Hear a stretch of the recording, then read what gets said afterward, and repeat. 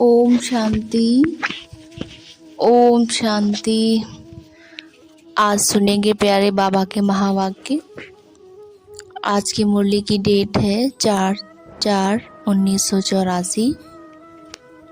मुरली का टाइटल है संगम युग की श्रेष्ठ वेला, श्रेष्ठ तकदीर की तस्वीर बनाने की वेला है। आज बाप दादा हर एक ब्राह्मण श्रेष्ठ आत्मा के श्रेष्ठ जीवन के जन्म की वेला, तकदीर की रेखा देख रहे थे। जन्म की वेला सभी बच्चे की श्रेष्ठ है, क्योंकि अभी युग की पुरुषोत्तम श्रेष्ठ है। श्रेष्ठ संगम युग पर अर्थात श्रेष्ठ वेला में सभी का श्रेष्ठ ब्राह्मण जन्म हुआ।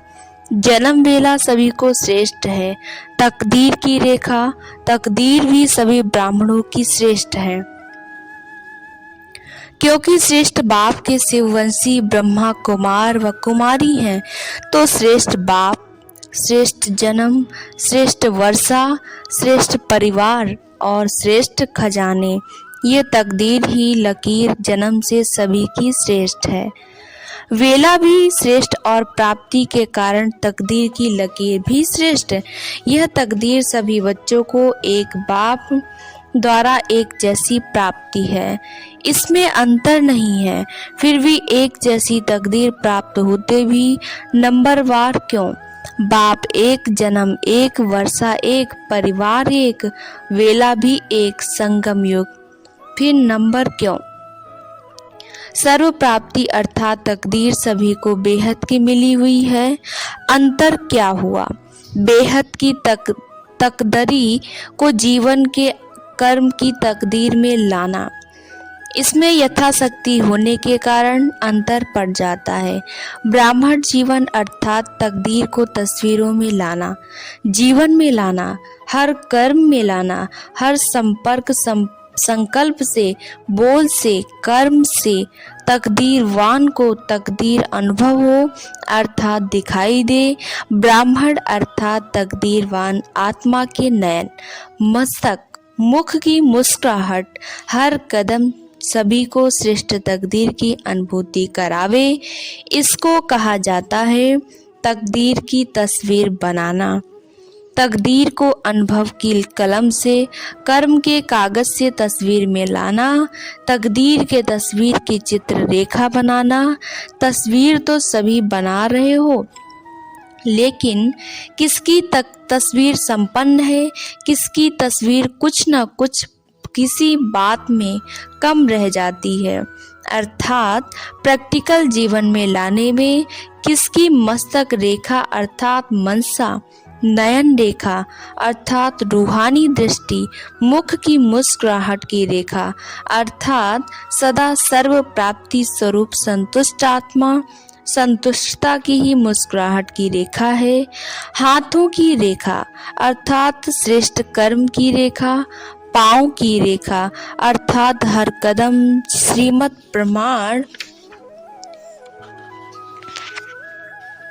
चलने की शक्ति। इसी प्रकार तकदीर की तस्वीर बनाने में किसका किसमें अंतर पड़ जाता है।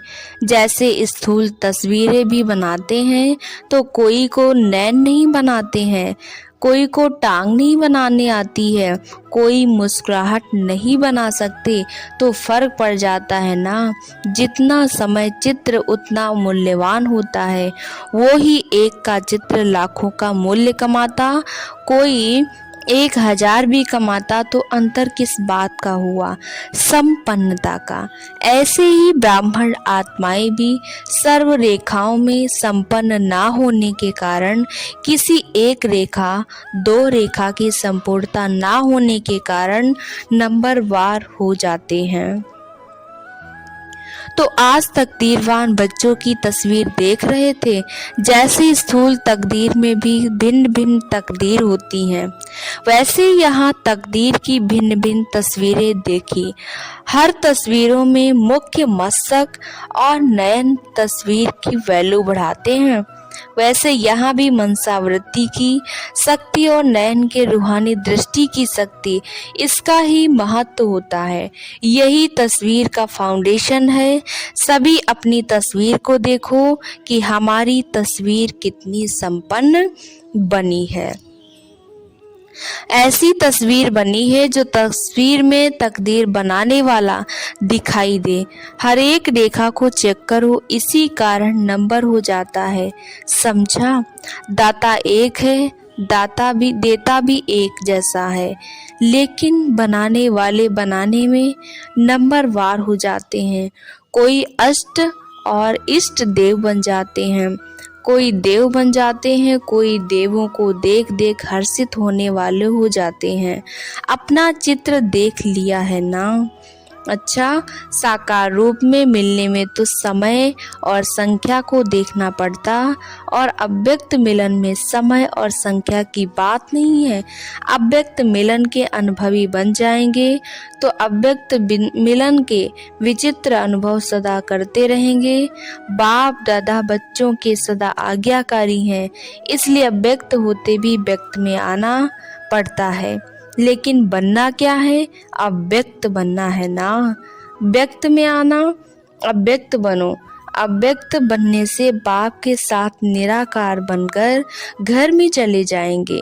अभी माया की स्टेज तक नहीं पहुँचे हैं, फरिश्ता स्वरूप से निराकार बन घर जा रहे हैं। तो फरिश्ता स्वरूप बने हो, तकदीर की तस्वीर संपन्न की है। संपन्न तस्वीरें ही सफलता व फरिश्ता बनाती हैं। सभी आए हुए भिन्न भिन्न जोन के बच्चों को हर एक जोन की विशेषता सहित बाप दादा देखकर हर्षित होते हैं।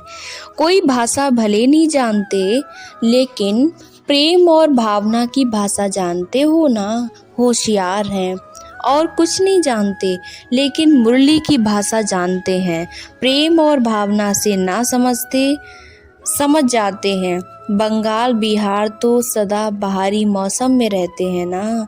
अच्छा, बाबा ने बच्चों को याद प्यार दिया। सभी देश विदेश के चारों ओर के स्नेही बच्चों के स्नेह के दिल के आवाज, खुशी के गीत और दिल के समाचार के पत्रों के रिस्पॉन्ड में बाप दादा सभी बच्चों को पदम गुड़ा याद प्यार के साथ रिस्पॉन्ड दे रहे हैं कि सदा याद से अमर भव के वरदानी बन पड़ते चलो, बढ़ाते चलो और बढ़ते भी चलो। सभी उमंग उत्साह में रहने वाले बच्चों को बाप दादा सोन्नति और सेवा की उन्नति के लिए मुबारक दे रहे हैं। मुबारक हो, मुबारक हो, मुबारक हो। सदा साथ हो, सदा संपन्न और संपूर्ण हो। ऐसे सर्व वरदानी बच्चों को बाप दादा फिर से याद प्यार दे रहे हैं। याद प्यार और नमस्ते। हम रूहानी बच्चों की रूहानी बाप दादा को याद प्यार और नमस्ते। शुक्रिया बाबा, शुक्रिया बाबा, शुक्रिया।